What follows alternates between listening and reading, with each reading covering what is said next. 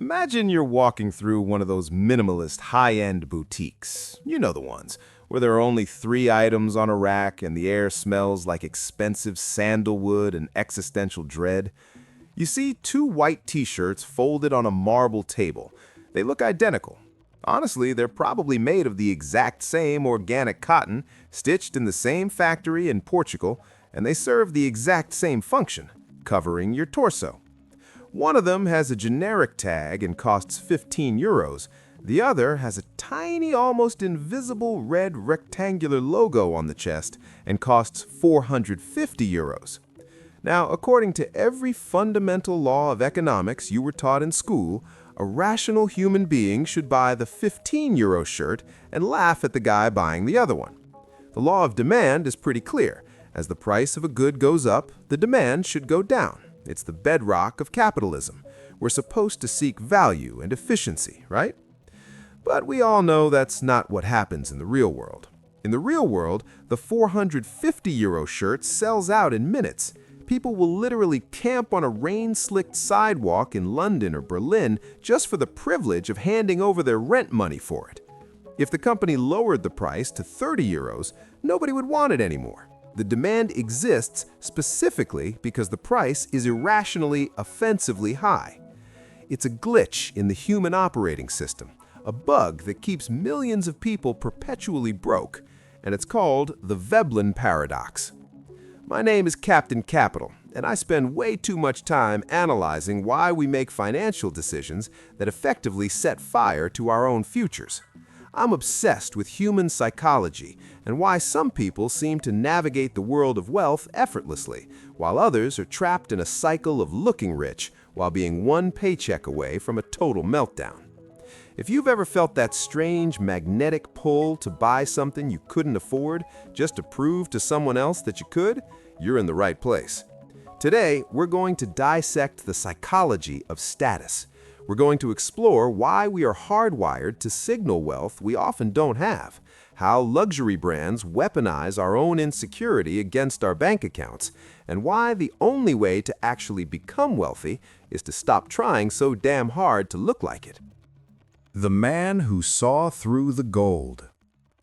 To understand why we destroy our wealth to look wealthy, we have to go back to 1899 and meet a remarkably grumpy economist named Thorstein Veblen. Veblen wasn't your typical spreadsheet and tie kind of guy. He looked at the society around him, the Gilded Age of the Vanderbilts and the Rockefellers, and he realized that the standard economic models were just wrong. Economists back then assumed humans were utility maximizers. That's a fancy way of saying we buy things because they're useful. A coat keeps you warm, a car gets you to the office. But Veblen saw something else.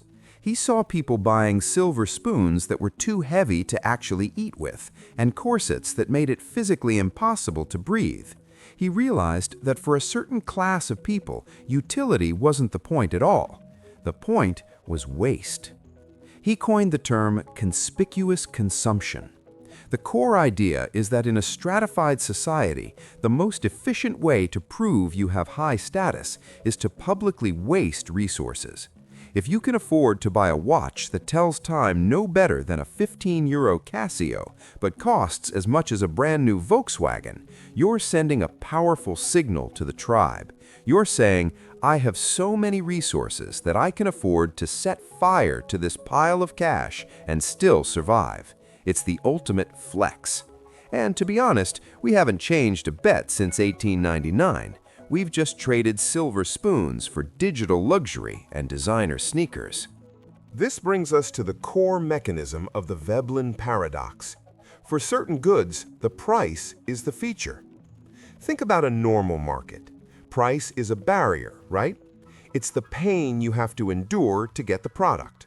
You want the price to be as low as possible for the quality you get. But in a Veblen market, the price is the product. If Rolex suddenly decided to maximize efficiency, automate everything, and sell their watches for $300, which, let's be real, is closer to the actual cost of the materials, they wouldn't sell more watches. They would go out of business. The moment a Rolex becomes accessible to the guy who stocks the shelves at the grocery store, it loses its entire utility as a status signal for the CEO. The value isn't in the gears, the spring, or the sapphire glass. The value is in the exclusion. We crave these items not because they are good in a functional sense, but because they are hard to get. This creates what we call an inverted demand curve. Raising the price actually increases the desire for the item, because a higher price creates a stronger barrier. That barrier creates a more exclusive club, which makes the signal more valuable to the person wearing it. It's a feedback loop of irrationality that drives prices to astronomical levels that have absolutely nothing to do with reality. But here's the real tragedy of the paradox, and this is where it gets personal for most of us. This game traps the middle class in a cycle they are mathematically guaranteed to lose. The truly wealthy, the leisure class Veblen wrote about, buy these goods with their surplus capital. When a billionaire buys a $300,000 Ferrari, it's a rounding error. It's like you or me buying a pack of gum. It doesn't affect their ability to compound wealth. But the middle class looks up at those elites and tries to mimic their behavior to signal that they too are successful. Veblen called this pecuniary emulation.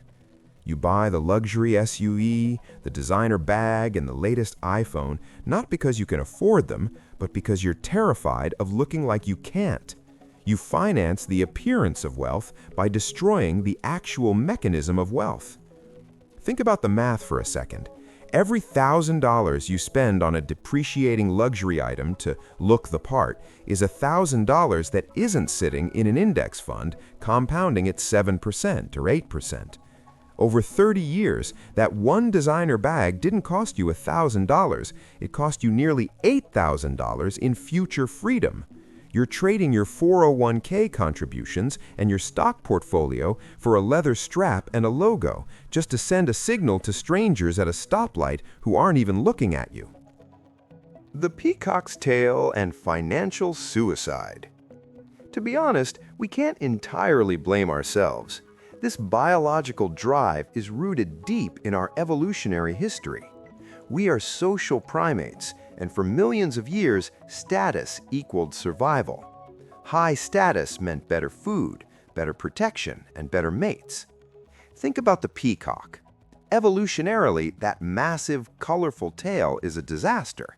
It makes it harder to fly, easier for predators to spot, and it takes a ton of energy to grow. So why does it exist? Because it signals to the peahen, I am so genetically fit, so strong, and so healthy that I can survive even with this massive handicap on my back. Conspicuous consumption is the human version of the peacock's tail. We buy the giant house with the heated pool we never use, and the high-maintenance luxury car that needs a €2,000 service every 6 months to signal our fitness to the tribe. We are literally handicapping our financial survival to prove we are survivors. But in the modern world, this instinct has been hijacked. Marketing departments understand your brain better than you do.